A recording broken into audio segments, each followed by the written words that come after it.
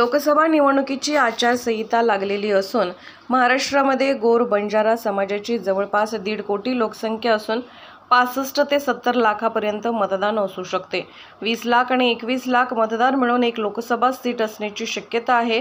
तेव्हा गोर बंजारा समाजाच्या वाट्याला महाराष्ट्रामध्ये 5 सीटा येऊ शकतात।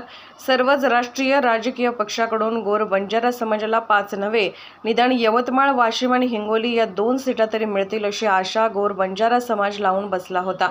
गेल्या आठवड्यातील घडामोडी पाहता गोर बंजारा समाजाला कोणत्याही राष्ट्रीय पक्षाकडून लोकसभा उमेदवारी देऊ केलेली नाही किंवा मिळण्याची शक्यता नाही। त्यामुळे यवतमाळ, वाशिम लोकसभा मतदारसंघातील जवळपास 5.5 लाख मतदान आणि महाराष्ट्रातील जवळपास 65 ते 70 लाख मतदान राष्ट्रीय पक्षांना का द्यायचे असा प्रश्न गोर बंजारा समाजातील स्थानिक नेते, विचारवंत व विविध संघटनेचे पदाधिकारी बोलत आहेत। राष्ट्रीय पक्षांनी गोर बंजारा समाजाला जर तिकीटच दिले नाही तर गोर बंजारा समाजाचे अस्तित्वच नाकारण्याचा डाव हे सर्वच राष्ट्रीय पक्ष करत तर नाही ना, अशी दाट शंका आता गोर बंजारा समाजाला आलेली आहे।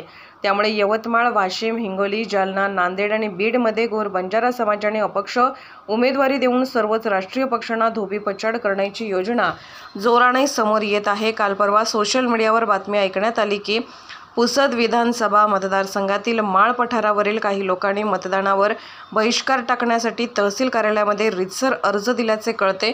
त्यामुळे यवतमाळ, वाशिम, हिंगोली, नांदेड, जालना आणि बीड मतदारसंघामध्ये बंजारा बहुल असलेली मते राष्ट्रीय पक्षाला न देता आपलाच अपक्ष उमेदवार उभे करून आपल्याच उमेदवाराला निवडून आणण्याची रणनीती बंजारा समाजाने का करू नये, अशी विचारसरणी गेल्या महिनाभरापासून समाजामध्ये जोर धरत आहे। काल सायंकाळी मुंबईमध्येच घडलेल्या घडामोडीनुसार बंजारा समाजातील नेत्यांमध्ये एक वाक्यता दिसून आलेली नाही। त्यामुळे गोर बंजारा समाजाला तिकीट मिळण्याची आशा धुसर झालेली आहे, असे विश्वसनीय गोटाकडून कळालेले आहे।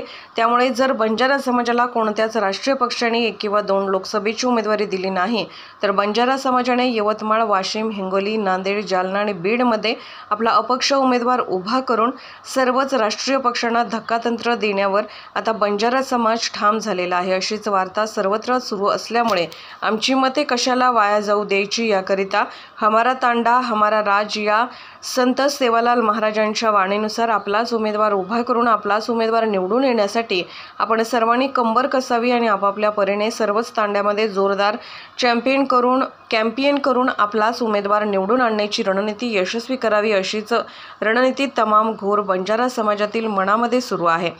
तर चला, हमारा राज हमारा तांडा हमारा या धर्तीवर आपलाच उमेदवार निवडून आणूया।